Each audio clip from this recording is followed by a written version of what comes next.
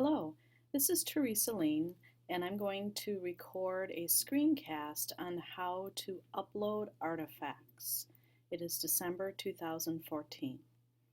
This is the screen where your evaluation template is, and there are only two places you can upload artifacts, and that's in the SLO area and in the Teacher Practices area. When you upload artifacts, you need to be sure that they are in a document form and will be extracted from your documents in your computer. So I scroll all the way down and I'm in the SLO area, and it is Artifact Portfolio Teacher. And then you would start. I've already started mine, so mine turns into edit. As you can see, it's in progress. And when you get to this part, you will upload an artifact, which will pop up your documents, and you can choose a document to upload. And then you want to be sure to edit it. And this is going to be important for later. In the Baraboo School District, we have decided we would like to have our artifact names follow a similar format so that we aren't looking for them later wondering what we have called them. So we're going to start with the school year, and then this is the SLO one, so I'm going to put SLO number 1. Of course, if it was for number 2, you would put that. Depending on which SLO it aligns to, and then whatever title you would like. So I'm going to put mid-year data. In the description, this is personal preference on how you want to describe that artifact. And so I'm going to put data on mid-year literacy goal. And then you would save it. And as you can see, then your title is right here. The name of your document is below it, and then whatever description you give it. The important part of remembering what artifacts can and cannot do is that the artifacts will only sit in this portfolio area. They won't migrate anywhere else. So it's going to be important that with any uploaded artifact that you pair it with documenting evidence. And that will be a different screencast that you're going to want to watch so you can see how we do that. And I can already see that I have the wrong date here, so no problem. I'm going to edit it, come down and put 2015 instead, and save it.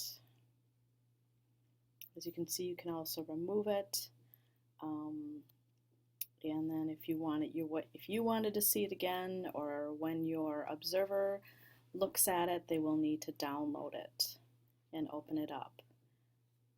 So I'm going to not submit it. I'm going to save and finish later. If I submit, it will go to my evaluator, and I would need them to release request, and I'm not ready for that to happen. The other area that you can upload artifacts in are the teacher practice area. Again, only two places you can upload artifacts. I was just in the SLO, so now I'm going to go into the teacher practices. I'm going to scroll all the way down, and it looks just like it does on the SLO side. It says Artifact Portfolio Teacher. I've already done some uploading, so my button says Edit rather than Start.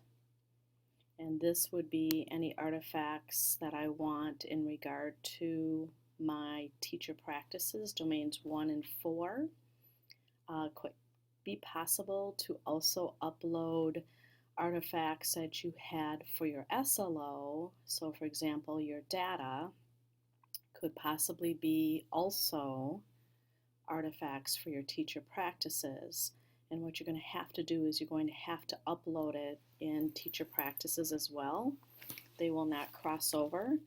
So again, it's important to remember that artifacts in your SLO area will only stay in your SLO area. They will not cross over to Teacher Practices, and vice versa. Any artifacts you upload in Teacher Practices will not cross over into SLO. You need to download it twice if you want to use it for both. So it would be the same type of functions. You upload an artifact, choose your artifact, and we want to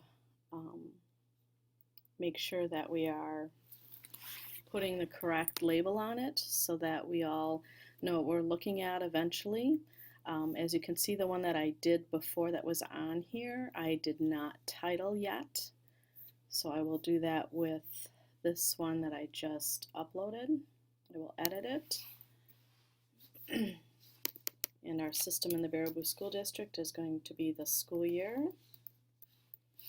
And then with the Teacher Practices, you will use whatever framework component you want it to align to. So I'm going to put 1D, demonstrating knowledge of resources. And then as a title for myself, I'm going to put list of websites. And then the description is optional. So I put anything that will help me remind myself on what the artifact contains for course, whatever course that might be, and you would save it. So the functionality of uploading is the same whether you are in your Teacher Practices or your SLO.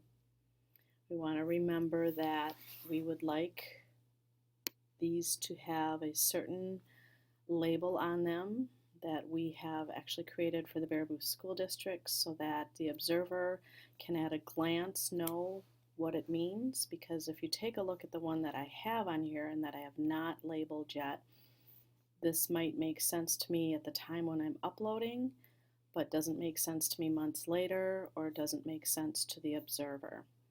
Any artifact that is uploaded in Teacher Practices should also be paired with documenting it as evidence. And again, I will be doing a separate screencast on that and telling you why that is important.